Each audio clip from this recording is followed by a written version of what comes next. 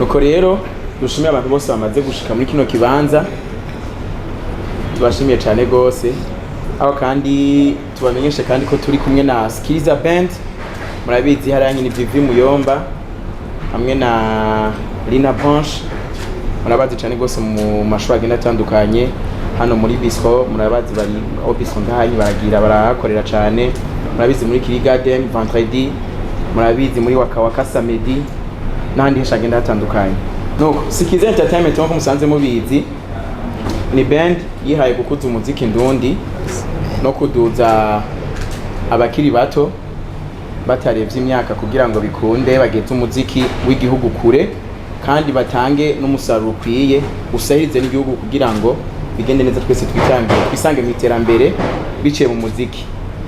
Aba rero ngaha dukoranye ngaha ku bwa album yabo buca balaunchinga no ku bwa show buca bagira bakora. Nibaza ko imbere ko tubaha ijambo kugira ngo batubwiye muri rusangi, reka tuanze dushimiye media ziri ngaha, ziri mu Black FM, bien sûr je commence sur moi-même, ziri mu Black FM, ziri mu Isanganiro, zirimwo Kazoza FM, harimwo Linox, haramwe ababonye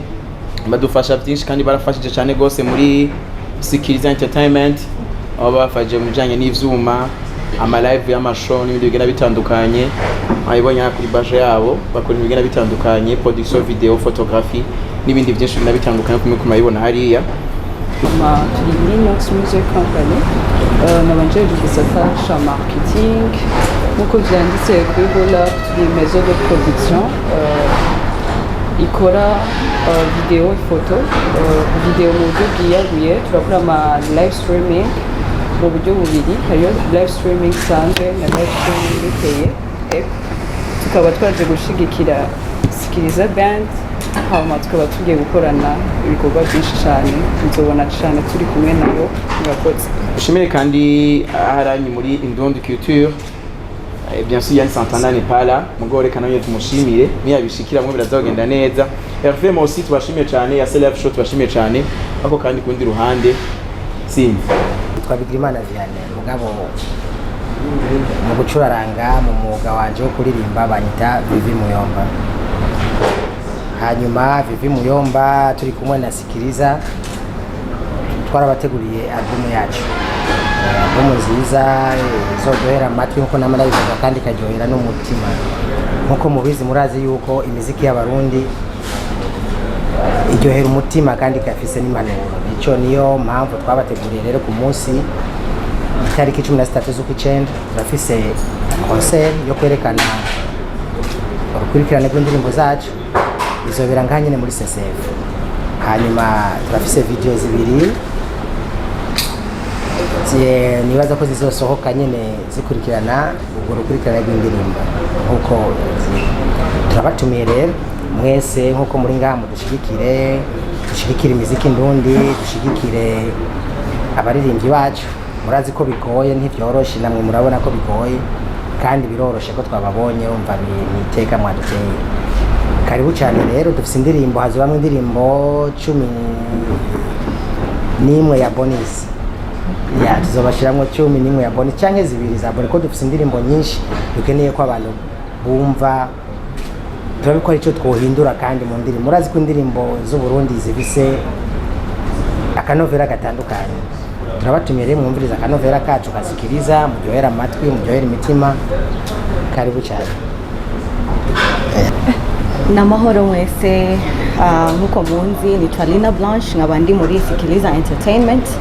hama ndi umwe mu bafondateur wa Skiliza Entertainment. Nkuko Vivi yabivuze, ndibaza yuko atavyinshi cyane noshira ko atari kubakeza kandi ndabahe muzenye kaze ku munsi wa le 13 septembre, zobari ngaha nyene kuri IFP Centre Culturel de Français, zobari tariki 13 ni vendredi, aho nyene harageze. Muitegure kandi muze mwiteguriye umuziki mwiza tuzobaryohera kabisa nkuko yabivuze ni indirimbo 10 bishobotse zibiri za bonus tuzobahereza hama ikindi naco tuzotangura 18h gushika 22h na gucegwa ibintu bizoba bishushe mwitegure kabisa muze muri benshi kandi ndashimiye mwese mwashoboye kudusupportinga muri ibi bintu ndamuha ijambo Rubamba kugira aza babwire n'abandi bantu bamaze gushirako akantu gakeya mugabo gake kaba kenshi iyo tuba twakoze nizenya igikorwa ciza nk'iki kije turabateguriye vyiza byinshi hama hariyo n'indirimbo nshasha izosohoka ejo tuvuge ejo ntihazorengerana iyo ndirimbo itarasohoka muyumvirize mugire like share subscribe kuri nuzenya zacu za YouTube n'izindi mbuga kandi murakoze cyane ndabashimiye novuga yuko ni 3,000 kuri abafise abonnement n'abadafise abonnement ni 5,000 hama Sikiliza Entertainment ifitanye isano na Sikiliza Band kubera novuga yuko Sikiliza Band iri muri Sikiliza Entertainment nkuko twabivuze Sikiliza Entertainment izokora ibikorwa byinshi mugabo Sikiliza Band ucyumva rero mu bikorwa na